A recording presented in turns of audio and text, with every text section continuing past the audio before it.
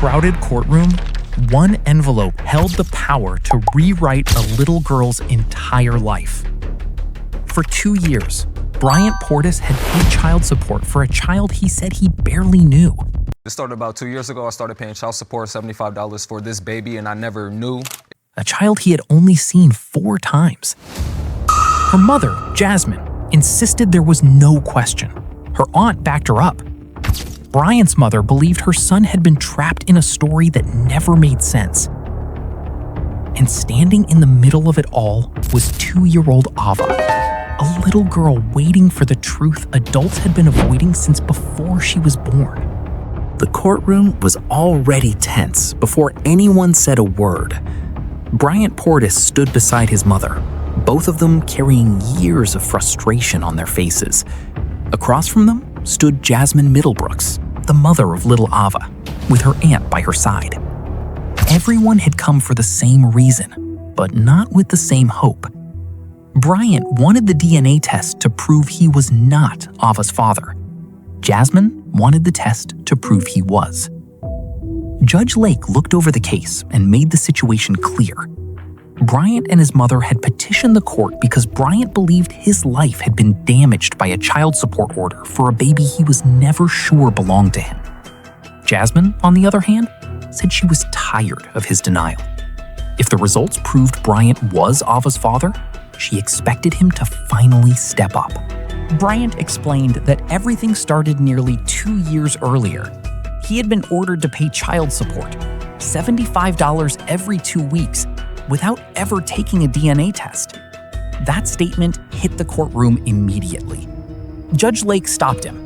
How could he be paying support if he had never been tested? The answer was simple, but painful. There had been a court date, and Bryant missed it. Because he did not appear, the court named him the father by default. In the legal system, silence can become an answer. Absence can become responsibility. Bryant insisted he had not been trying to run from the truth. He said there had been attempts to get DNA testing done later, even through the court. But at one point, Jasmine did not show up. Jasmine pushed back. She said she preferred to handle it outside of court. Right, because I prefer to do this outside of this. Why do we have to come here for him to finally do a DNA test? I went to get swabbed. I did the whole thing that I was supposed to do, but she didn't do it. In her mind, it should never have taken a television courtroom for Bryant to finally submit to a DNA test. But the judge could already hear the deeper problem. This was not just about a missed appointment. This was about a relationship that had fallen apart, a pregnancy clouded by confusion, and a child caught in the middle. Tell me about the nature of your relationship with Mr. Portis. Were you boyfriend and girlfriend? Judge Lake asked Jasmine about her relationship with Bryant. Jasmine said they had started talking, and then they began dating. Everything happened fast. A few months later, she found out she was pregnant. Bryant immediately disagreed with the timeline. When she got pregnant, we stopped talking. So we weren't talking at the time that she got pregnant. We weren't talking. He said that by the time Jasmine got pregnant, they were no longer together. According to him, they were not even talking. Then, after she found out she was pregnant, she contacted him and told him to be prepared for child support. Jasmine said that was not true. She insisted they were together and that she called him after she took the pregnancy test.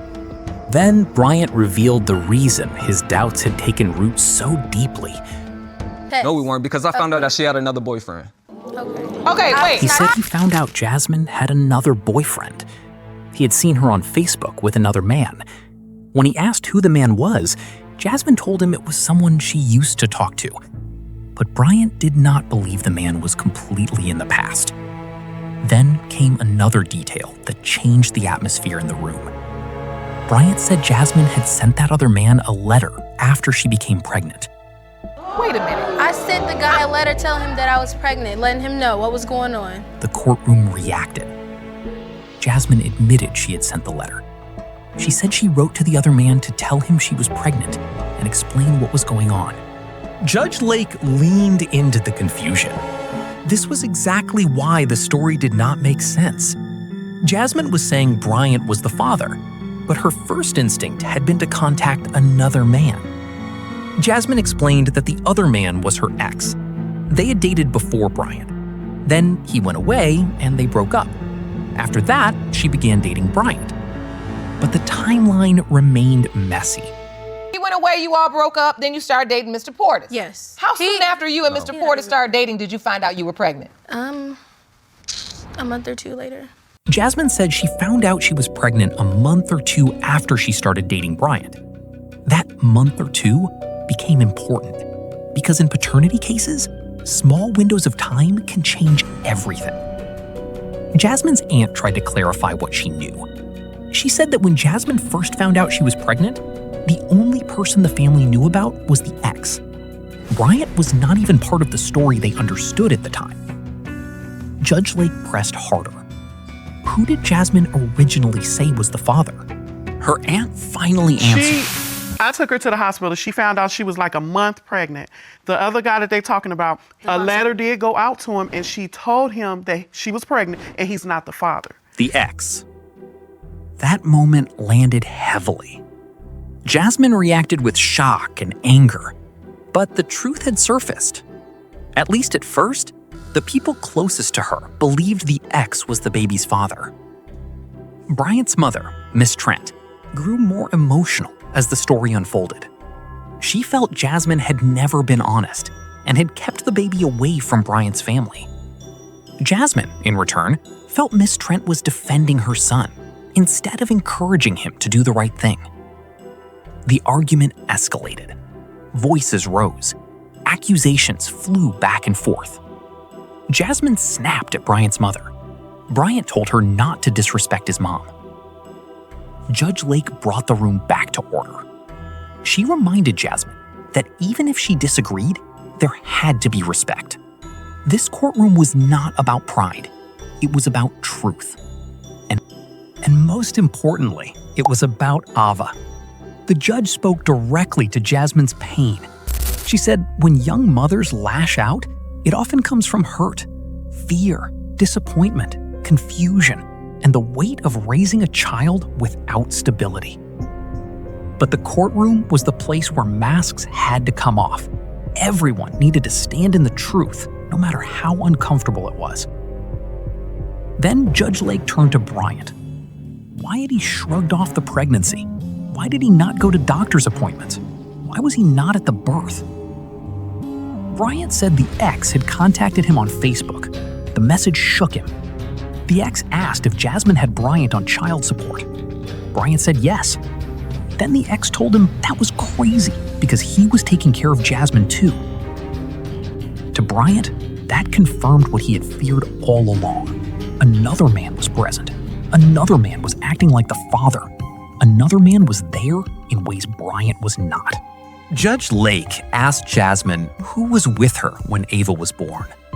Jasmine answered honestly. Her ex was there. He had been away before, but by the time Ava was born, he was home. He came to the hospital.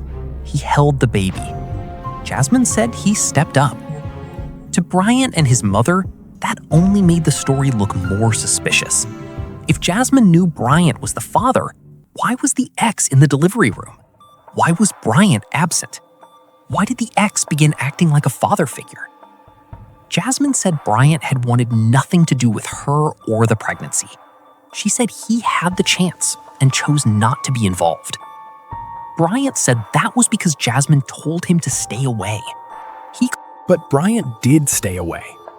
By the time he received the child support summons, Ava was already about 1 year old.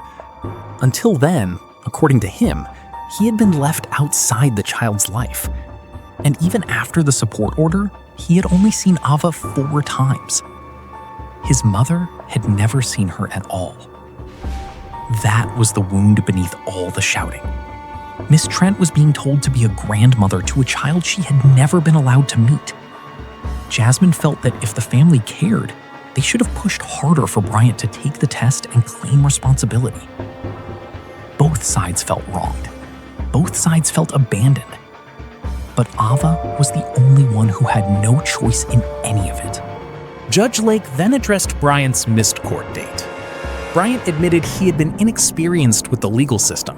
He said he had been in training for management at work and did not understand that missing court could default him as the father. Now he understood just how serious that mistake had been. The judge made it clear, when people are old enough to make babies, they need to understand the system that protects those babies. Then she warned Bryant of another harsh possibility. Even if the DNA test proved he was not Ava's biological father, he might not automatically be removed from child support. Too much time had passed. The court would decide based on the best interests of the child. That reality stunned Bryant's mother. To her, it felt unfair. But Judge Lake explained that some lessons are learned the hard way. Still, one question remained. Was Bryant Ava's father? The judge admitted the situation was too close for comfort. The X, the letter, the delivery room, the 1 to 2 month pregnancy window, Jasmine's original claim that the X was the father, Bryant's absence, the missed court dates, the years of confusion. Everything came down to one envelope. Judge Lake opened the DNA results. The courtroom went silent. These results were prepared by DNA Diagnostics, and they read as follows. When it came to 2-year-old Ava Middlebrooks, Portis, you